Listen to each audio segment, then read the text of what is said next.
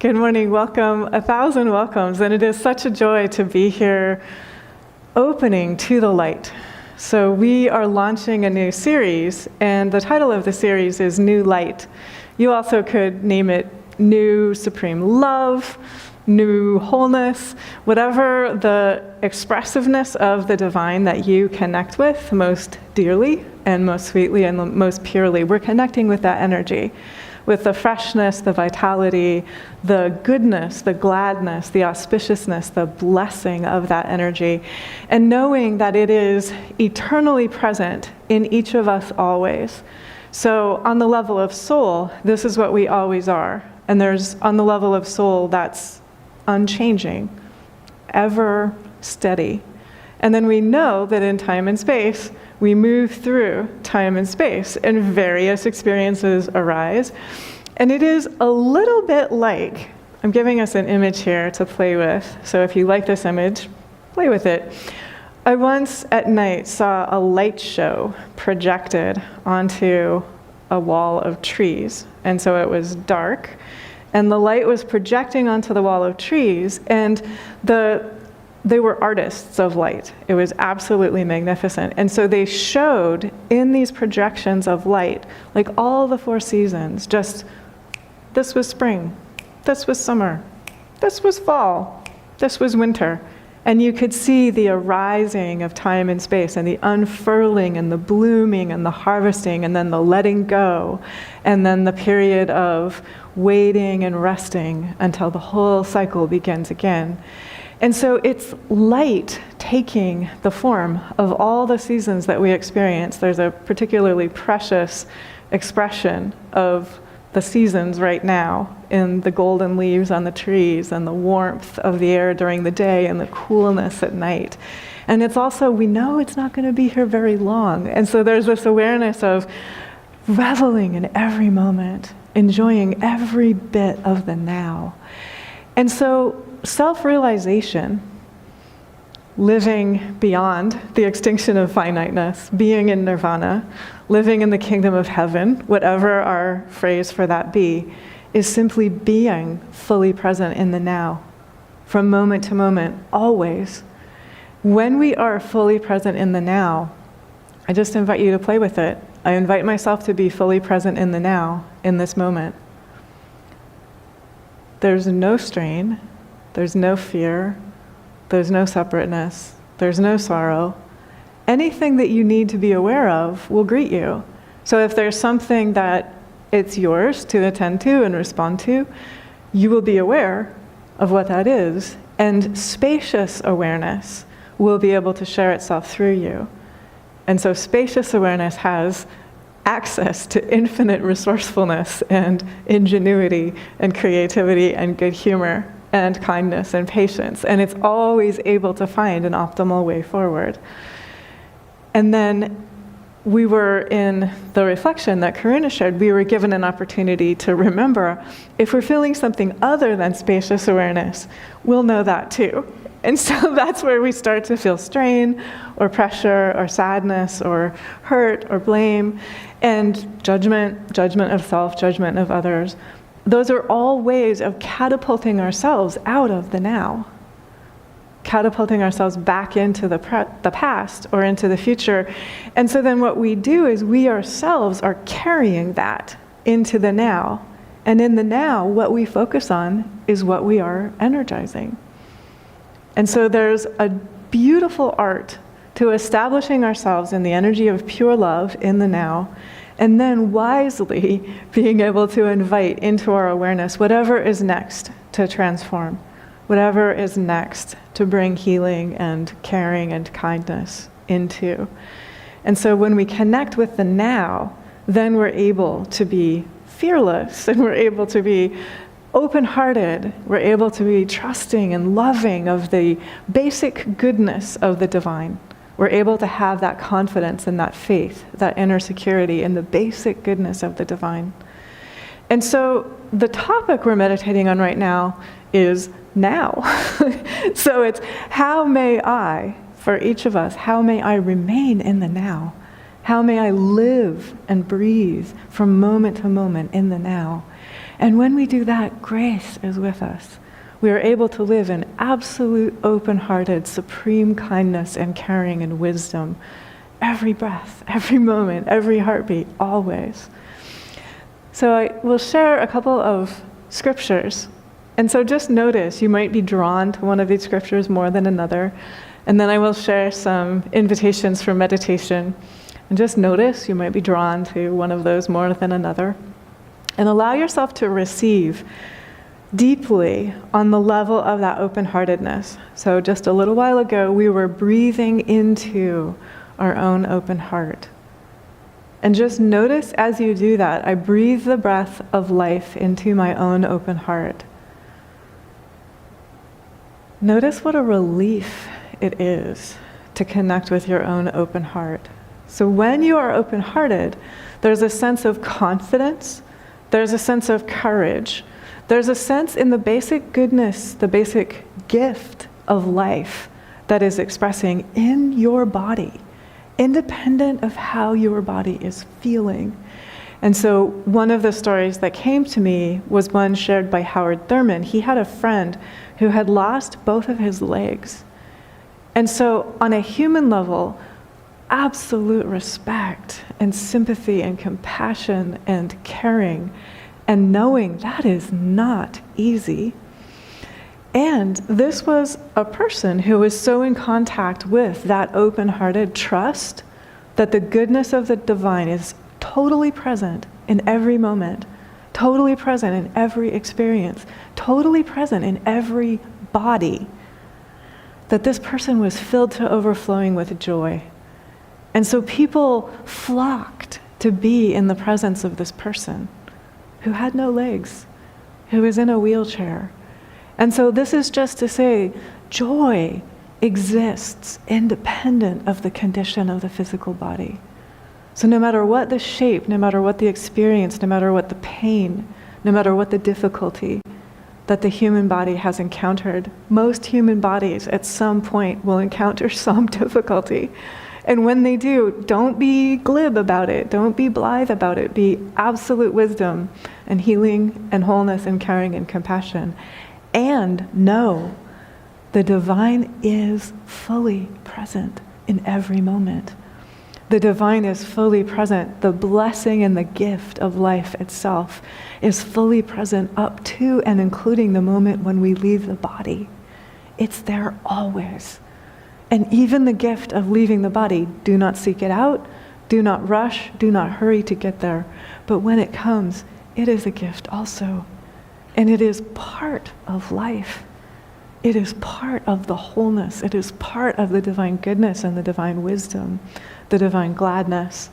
And so for each of us, if you can, connect with the way in which that friend of Howard Thurman's who had lost his legs, had previously had his legs and then had lost them, stayed so in contact with divine goodness, with trust in the total generosity, the total beneficence, the total blessing of the divine in every moment and in every experience, that even more joy flowed forth. And so for each of us, that is an example, an actual human who lived one of the scriptures. Ezekiel in chapter 36:26, the divine says to each of us, I will give you a new heart and put a new spirit in you. And so just open your heart and be willing to receive a new heart. Open your spirit and be willing to receive a new spirit. And in the case of Howard Thurman's friend, that included loving the divine completely, even in the midst of deep physical challenge and pain and difficulty and loss. And so for yourself, anywhere that you have been feeling physical pain or challenge or difficulty or loss, anywhere that you have been feeling emotional pain or difficulty or challenge or loss, anywhere that there has been strain or struggle, lovingly lift that into the light and say to the divine, I'm willing to soften. I'm willing to open. I'm willing to breathe the breath of light, the breath of life, the breath of supreme love right here where it has been most painful. I am willing to receive. The divine says to each of us, the new heart is there. It's there. So we're being asked to open. I am willing to open. I'm willing to receive. I'm opening. I'm allowing myself to receive a new heart. I'm opening. I'm allowing myself to receive a new spirit. And then to allow yourself to feel what that feels like. To have the gift of new heart and the gift of new spirit. And there is such joy then, because we are aware of what Howard Thurman's friend directly realized, which is we are not the body. We are not limited to the body. Go back to those images of light projecting onto the screen of dark trees. We are light projecting into the body. Light driving the vehicle of the body. We are light driving the vehicle of the body. And so just as we don't need to overly identify with whatever vehicle we're driving, if we're driving a car or a bicycle or a scooter or a unicycle or a tricycle or whatever it is that we have the ability to drive, we also don't need to overly identify with the physical body that we're driving as well. And we also don't need to identify anyone else overly much with the physical body that they're driving. No more than we would identify our friend with the particular tricycle or unicycle or car that our friend is driving. It's a vehicle that light is using to experience time and space. And so when we are in contact with that light that we are always, as Howard Thurman's friend was, then we're in contact with joy. And we're directly in contact with, you could call it faith, you could call it trust, you could call it assuredness, you could call it confidence, you could call it courage. So I'm just asking you, what of those terms most resonates with you? Open your heart to receive that, and then open your heart to be that. And it is essentially telling each of us that each of us, no matter what the body is experiencing, we contain the whole field of light. We contain the whole field of joy. We contain the whole field of supreme love. And so what we're doing is letting go of anything that would block our limit. The glorious, glad expression of light and supreme love through us. And so this will be always new. It will be always unprecedented. The light wants to share through your vehicle in a way that the light has never shared through your vehicle. As Corinna was noting in her reflection, this is not separate from everyday life. This is, can I be kind to myself if I wake up and I have a headache? Can I be kind to the people I encounter if I wake up and I'm moving through my day with a headache? Can I ask the divine to be pain-free through me, even if my physical vehicle or my emotional self is experiencing pain? The divine is always pain-free, and the soul is always pain-free. Light is always pain-free. So that in us, which is capable of experiencing pain, is the temporary aspect of ourselves. So we can be so compassionate, we can share such balm and such healing with that aspect of ourselves that is capable of experiencing pain, knowing that it is the vehicle that is moving through time and space that is capable of having that experience. Paul in Romans says, "Do not conform to the pattern of this world, but be transformed by the renewing of your mind." So again, take this, be transformed by the renewing of your mind. So anywhere that your mind has been setting the limitations, the illusions, the barriers of separateness or of division or of pain or of fear, offer them into the light. Allow them to be transformed. Allow them to be renewed. And there's essentially a teaching built into that phrasing. The world will give us many opportunities to believe in selfishness, to believe in separateness, to believe in illusion, to believe in division. And we are invited continually to transform our mind so that we are connecting with the deeper harmony, the deeper trust, the deeper caring, the deeper wisdom, the deeper cooperation, the unity that is the foundation of our beingness. And when we are in contact with that, then we are in contact with the energy of pure joy. So the next passage that I'm sharing comes from Philippians chapter 3. And Paul here says, while he is in prison, so he's in prison and he's overflowing with joy. So last night I tried to count, and it's somewhere around 16. I sort of lost count because every time I try to do this, I get mesmerized by the energy of joy and of faith, and I sort of say, oh, it's around 16.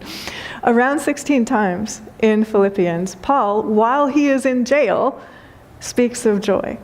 But it's not only that he speaks of joy, it is that he is the overflowing energy of joy. And the reason he is able to be this overflowing energy of joy is because he has absolute faith, absolute trust in the goodness of God while he is in prison, while he is in chains, while he does not know if he is going to live or die, while he does not know if he will be tortured or tormented. He does not know what is coming next.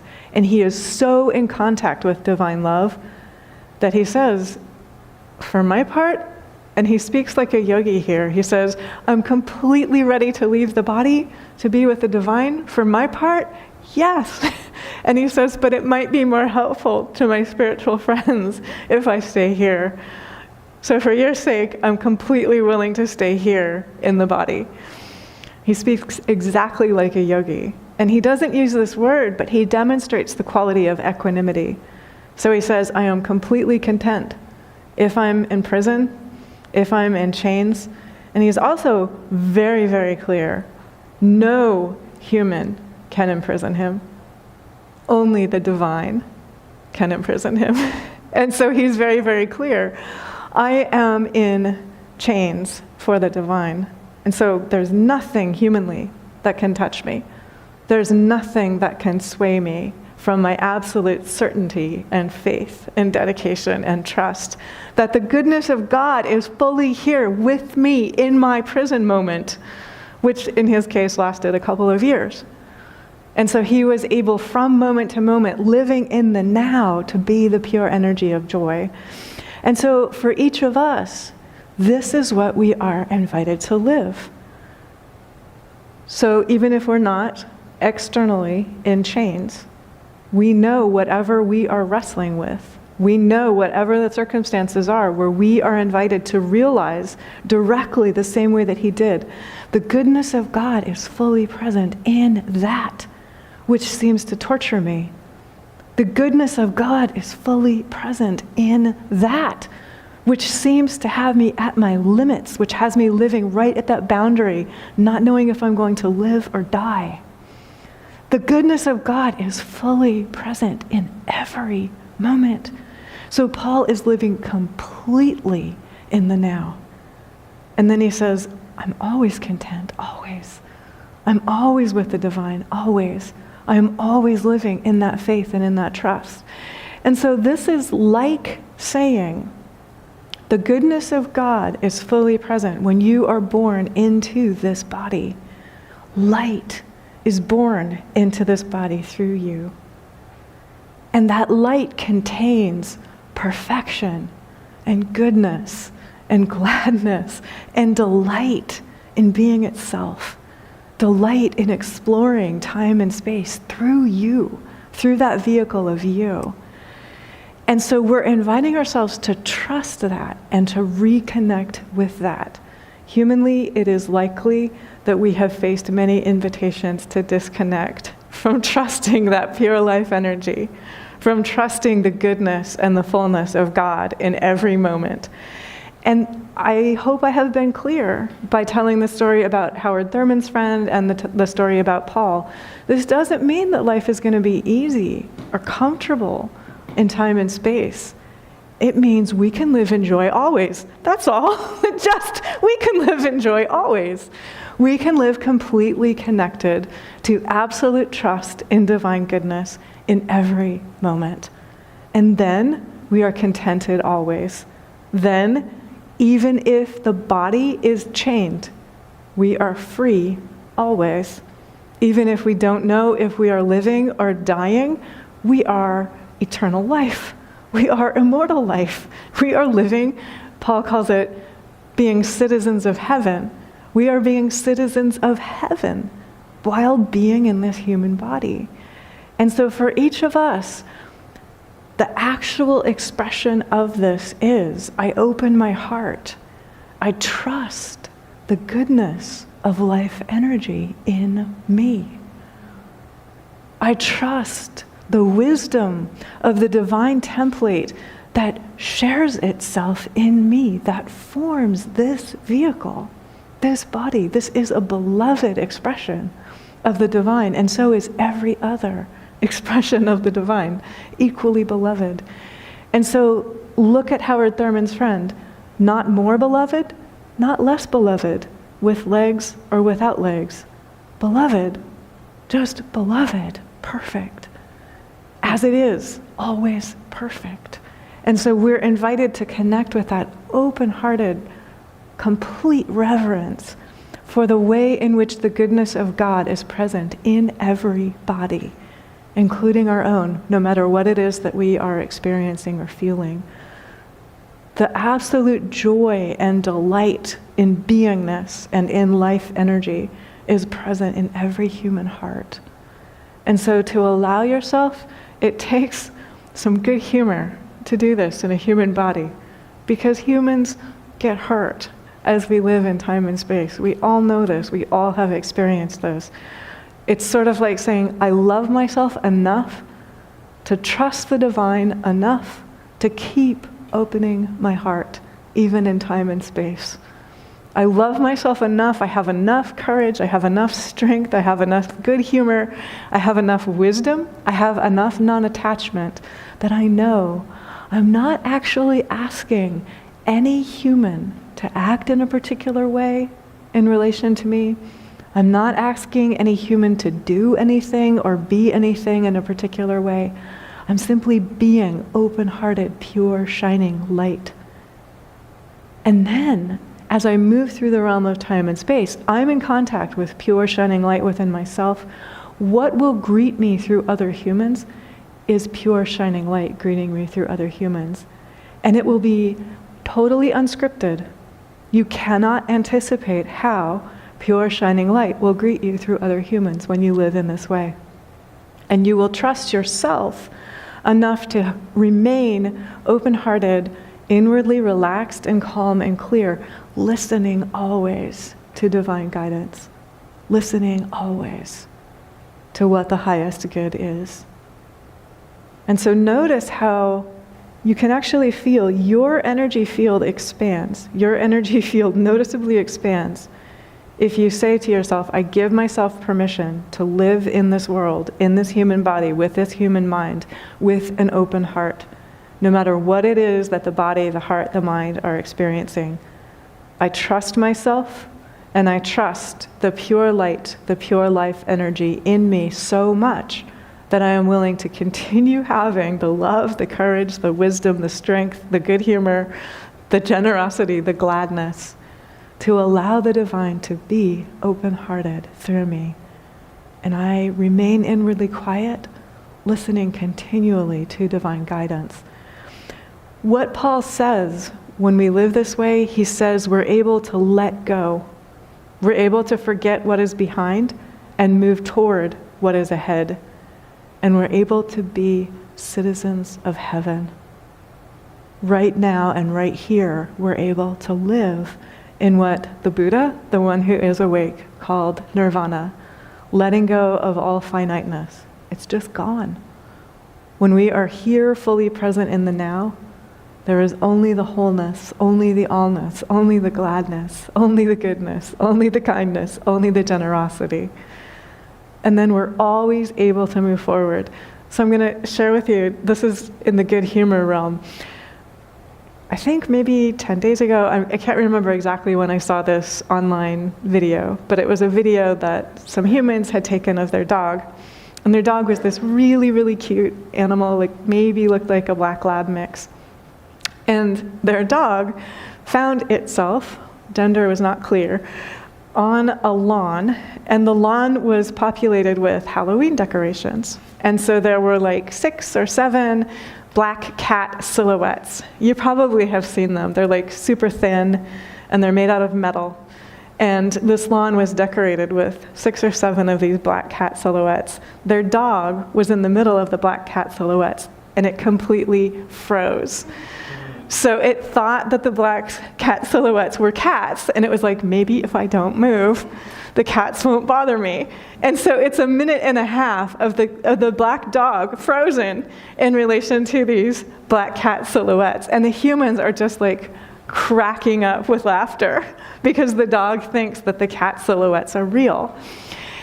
And so the other day, I think this was maybe Thursday, I went walking with my neighbors who have a dog, and their dog walked by a black cat silhouette and temporarily froze, and then shook it off and kept going.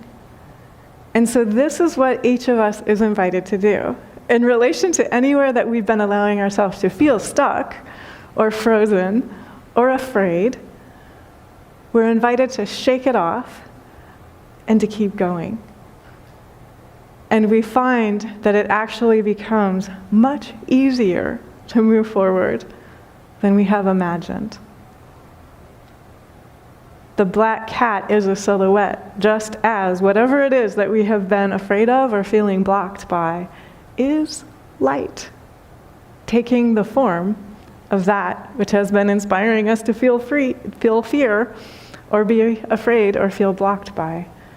And so we're melting that appearance back into realization, into reality. We're melting that appearance of fear and of separateness into the ability to keep moving smoothly forward. And so for each of us, just in the stillness right now, give yourself the gift of that open-heartedness, the gift of that new heart, the gift of that new spirit, the gift of that new courage, the gift of that new confidence, the gift of that new trust. The goodness of God is fully present in every human experience that has been given to us. All of it has been part of the journey, and we are the light that is traveling through time and space. So we need not be afraid of anything that we encounter or seem to observe in ourselves, in others, in time and space. Rather, we can continually connect with the beneficence, the generosity, the trust, the magnificence, the faith that is the fullness, the wholeness, the confidence of absolute, limitless divine love, filling the heart of each one of us to overflowing and sharing itself perfectly through us silently, right in the midst of our daily lives. As we open our hearts, we allow this infinite, limitless kindness and brightness to share wisely and joyfully through us, with our every thought, our every word, and our every deed. Thank God, and God bless us all.